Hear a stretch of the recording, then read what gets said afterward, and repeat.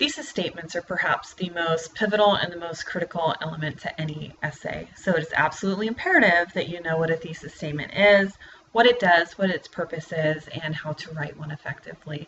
And really, it doesn't matter what type of paper you're writing. It doesn't matter what kind of course you're taking and writing it for. Every time you write an essay, you need to make one point and only one point.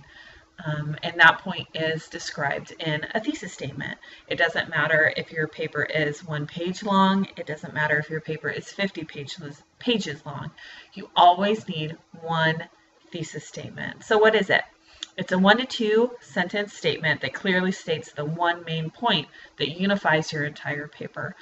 Sometimes students, I think, get a little confused in thinking that it is all the sentences that you have to describe your main idea, because sometimes I'll ask students to point out what their thesis statement is in an essay, and they will give me almost a paragraph.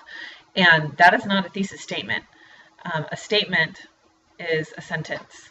I say a 2-sentence statement sometimes because you might have one of the examples down here is actually a 2-sentence statement. So you can see how long this is.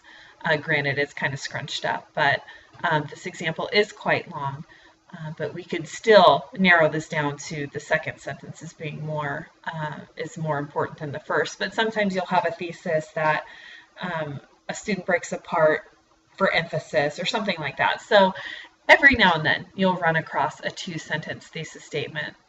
But if you have a problem with thesis statements and writing them effectively, stick to 1 sentence. And if you can't phrase your main point about your entire paper in 1 sentence, you're not focused enough.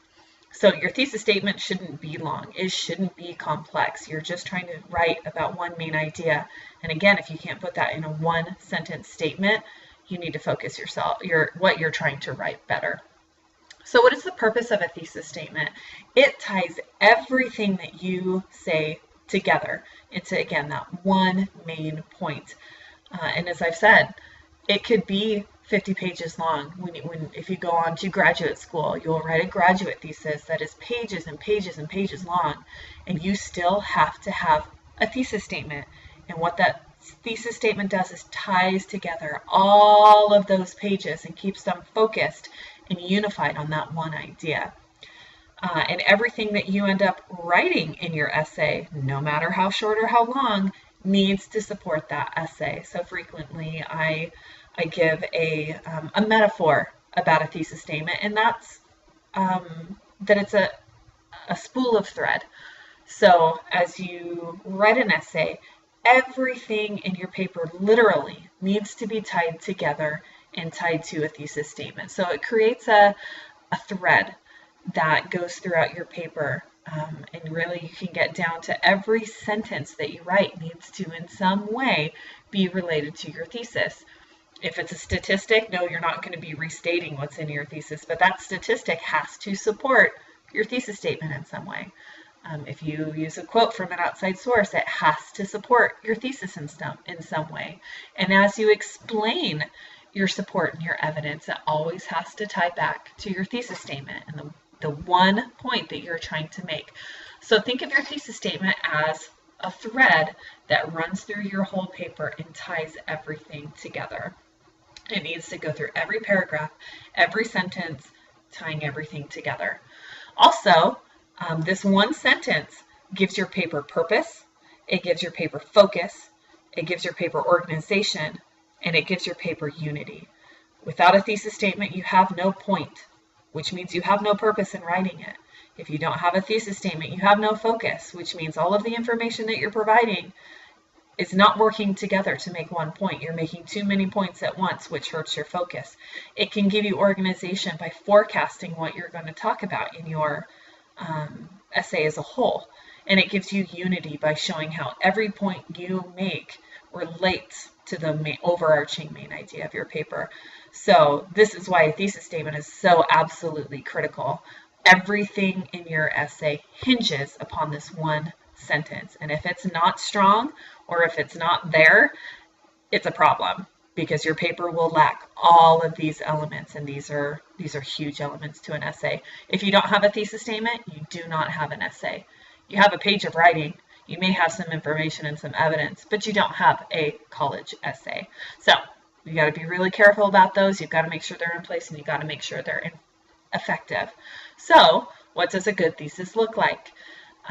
It is, again, stated as a single sentence or perhaps two, but I'm going to encourage you to work on one sentence as being the pivotal point that you are trying to make in your essay. Your thesis statement is also going to be written depending on the type of essay that you're writing. You are not always going to necessarily need an argumentative thesis statement if you're writing something like a summary.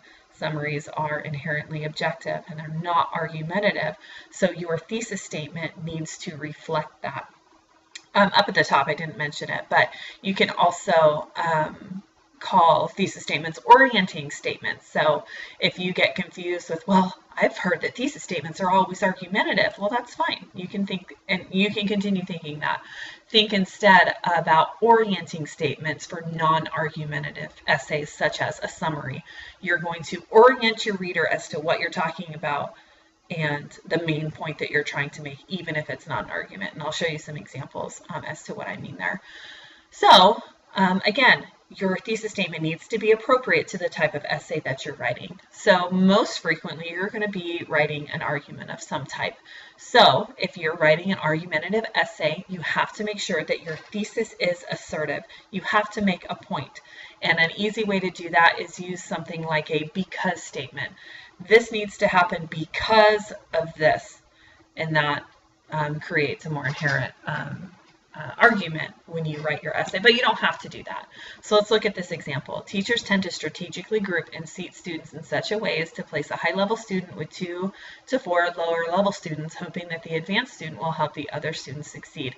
Okay, that's technically not the thesis statement, but this is background information because it continues. Unfortunately, these attempts usually end up forming dysfunctional groups that increase the workload on advanced students while effectively proving to others that laziness is the best route to good grades.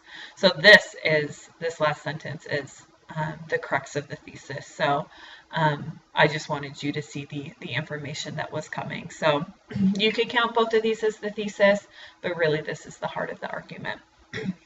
Excuse me. In a summary, your thesis statement is going to be summative. It's simply going to provide a main point or a main idea, not an argument. So in his article, September 11th, A National Tragedy, Peck views the attacks through a theatrical perspective, comparing the events of 9/11 to tragedy and melodrama, and then explains what the implications of such comparisons are. Again, this isn't an argument. It's not an assertive thesis, but it shows the focus that's going to be in the rest of the essay. It's going to focus on this article and this author. Obviously, he is looking at 9/11 through a theatrical perspective.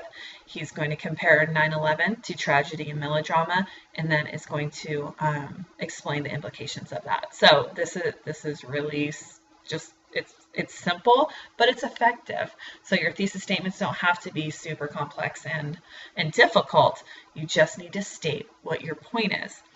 So let's move on. If you've got an analysis, your thesis statement needs to be argumentative, but it needs to be rooted in whatever you're analyzing. So in this case, it's a short story. So here's this thesis statement. In the yellow wallpaper, the female narrator's freedom and creativity are so restricted that her discontent and self-doubt ultimately result in the loss of her sanity. It's an argument because this writer is saying that this is what drove her insane. It's her restriction of freedom and creativity. Other people could argue, no, I think she went insane because of this or because of this.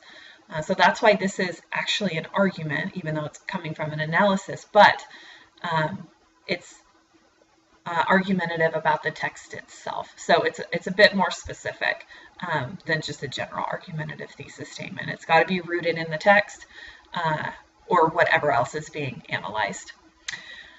The last example I have is in an expository essay. So similar to a summary, you're going to want to stay objective in an expository essay. You are not arguing, but you're simply going to forecast what's coming. The life of the typical college student is characterized by time spent studying, attending classes, and socializing with peers. So not an argument, but in this case, it's appropriate. So anytime you write a thesis statement, you have to think, I have to make a point in this essay. What is the point of this essay? Okay, I've got to argue. Okay, here's my topic. Here's what I'm trying to say about it. And then you go on from there. So you have to analyze your purpose first and what kind of essay you're writing and why you're writing it. Also, you have to make sure that your thesis statement is very clear and very specific in the language that you use so that your reader knows exactly what you mean. By reading all 4 of these thesis statements, you know exactly what the essay is about. And the rest of the essay did hold to these, which is a different problem. That's a different focus problem. Once you have that thesis in place, you do have to make sure that the rest of your paper stays true to that. But this is the first step. Your paper can't have focus without a thesis.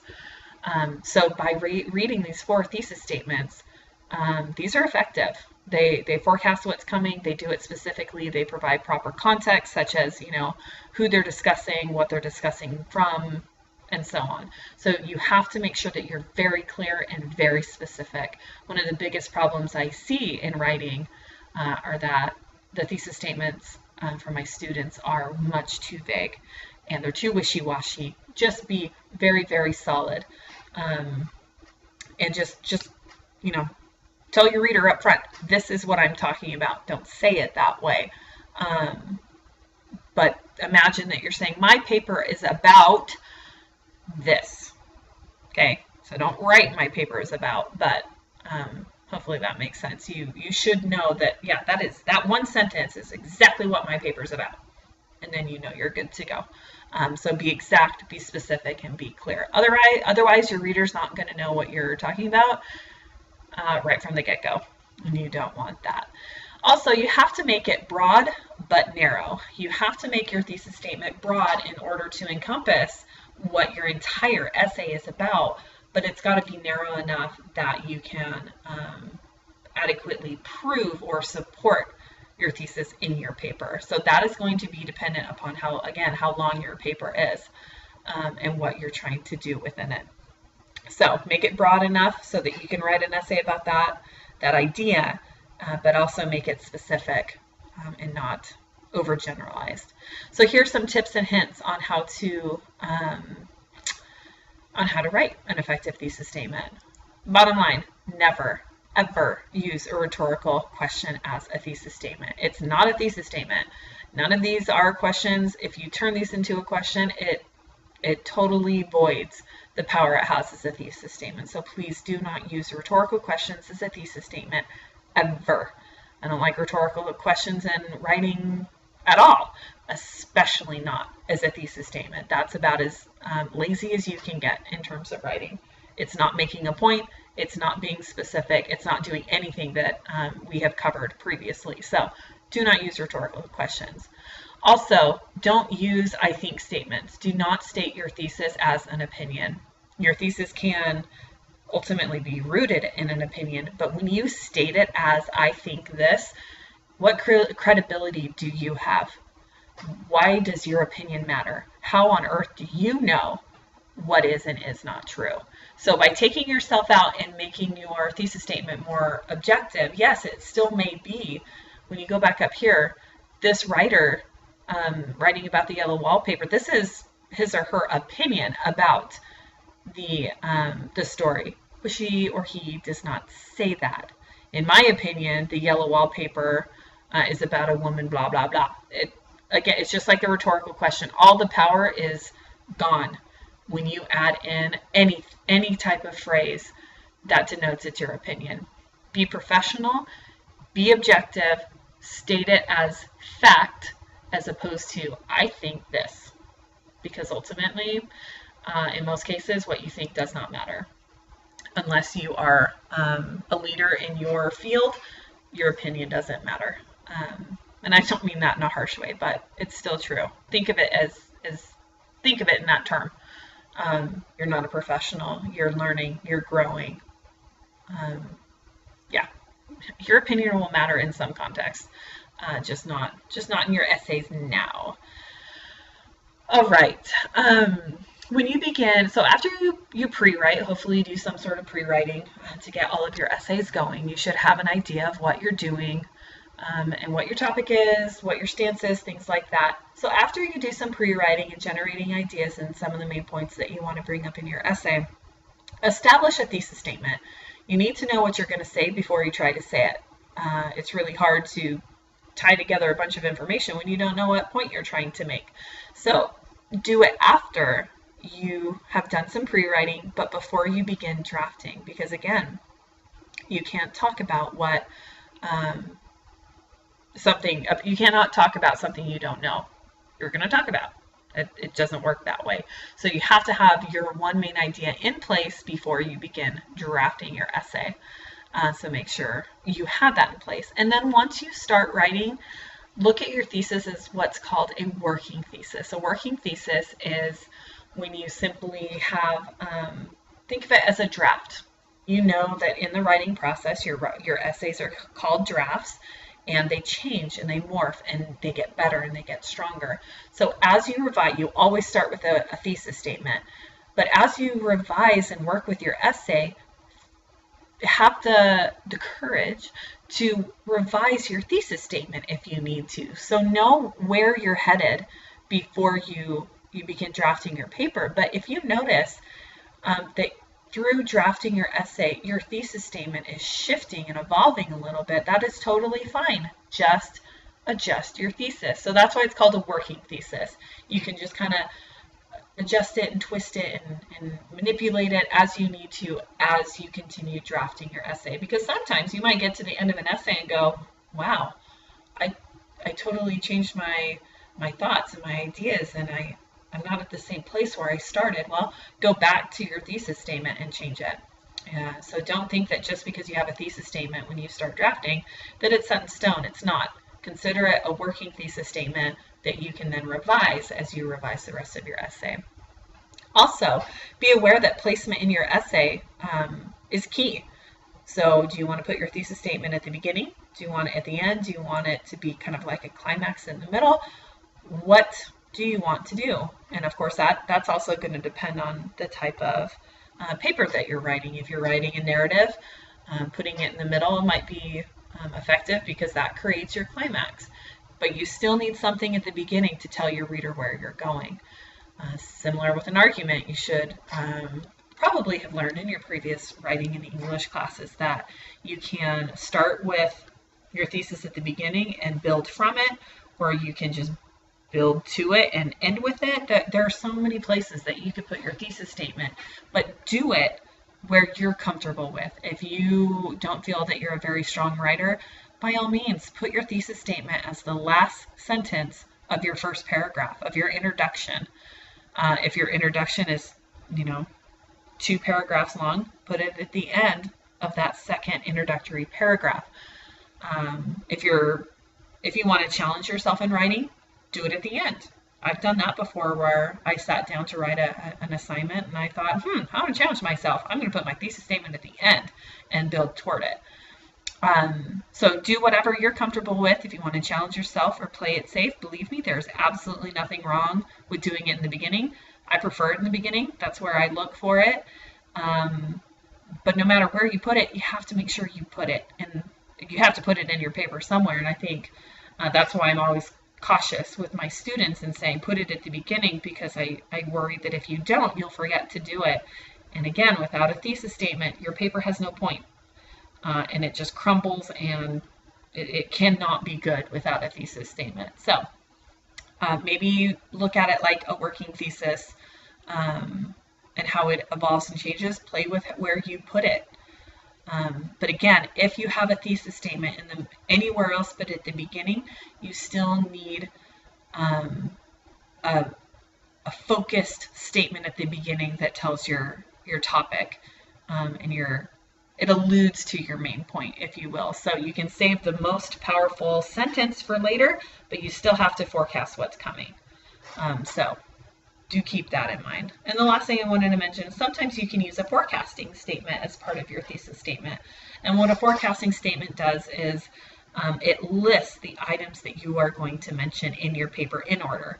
So in this example that I've already given, the life of the typical college student is characterized by time spent studying, item number 1, attending class, item number 2, and socializing with peers, item number 3. And what's cool about forecasting statements is you can automatically organize your paper in that way. So the first body paragraph is going to be about studying. The second body paragraph is going to be about attending class. The last one is going to be about socializing with peers. So forecasting statements can be really helpful in terms of establishing a good, strong thesis statement, organizing your thoughts, and really showing your reader, this is where I'm going. So some people might see it as a little less creative, but I think I would rather have a well thought out and properly organized and developed paper than a super creative one. But that's just me. I'm not much into creative writing myself. I prefer nonfiction. So there it is. A lot of information, a lot of important information about thesis statements. They take practice, so keep working with them. Just know and understand that they are absolutely critical to your essays. And if you don't have them in place, and if they're not strong and effective, your entire paper will crumble without them. So they are the thread that holds your entire paper together. So if you have any questions, or if you ever want to run thesis statement ideas by me, I would be more than happy to look at them for you, because again, you can tell that these are thesis statements simply by reading them, and you don't have to read the rest of the paper. So if there's anything I can do to help, just let me know.